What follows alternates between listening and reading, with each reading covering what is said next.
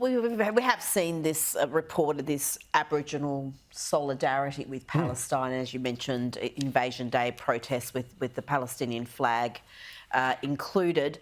But yet we've had the Jewish community, or at least their community leaders, say that we're backing the Voice, along with the AFL and the big corporates. So why is that? Why are these community leaders taking a position that is, and at the very least, divisive? Why not just stay out of it? We would have preferred that they stay out of it, that it's not primarily a Jewish issue. But I'm hypothesising there are actually two reasons. One is that the Jewish community has not been immune to the long march of the left through the institutions. We've got I'll just show that here are these images there. So you've got the Aboriginal flag and the Palestinian flag. Now, obviously, not all Indigenous organisations support Palestine and vice versa, but there does seem to be here we see it again, the solidarity there, and that's what you're warning is something that you can't ignore. It is a risk. But to continue with Rita's question, so maybe some of them are taken up in this woke movement. We've seen them get involved with climate change and gender issues, and along comes another one called The Voice. But I think there's a more controversial reason as well, and it relates to the principle of follow the money. That if you are involved with an organisation that wants government grants, a community organisation, or if you're involved with a professional firm or business that wants government contracts, then endearing yourself to the Labor Party at the moment might be a strategy that you'd consider. And at least there's a conflict of interest there for those people that needs to be declared and hasn't been declared yet. So perhaps that's an explanation. Certainly from a Jewish values point of view, it is wrong. We're all for helping disadvantaged people. Jews have a great record in combating racial inequality, played a major role in the black liberation movements, ending apartheid, marching alongside Martin Luther King in the US. That's part of our culture as well.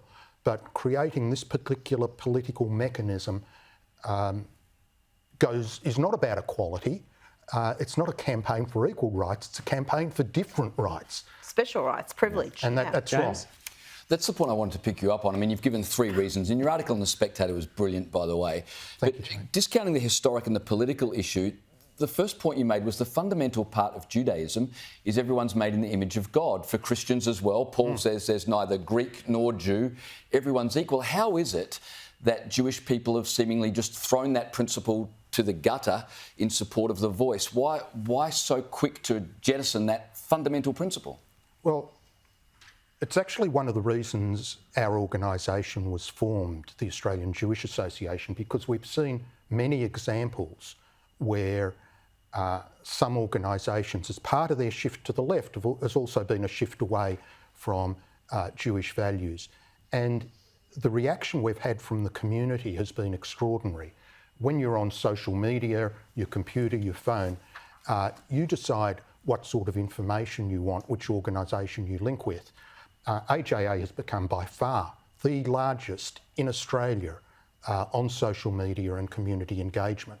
So I think we have another example here of certain elites which have emerged, which have a philosophy or an interest which may not align with a substantial proportion of the community. The article in The Spectator that you refer to was picked up during the last week by a WhatsApp group of our rabbis. It was given commendations, it was quoted. It's being used by those who represent the Jewish values and religious principles.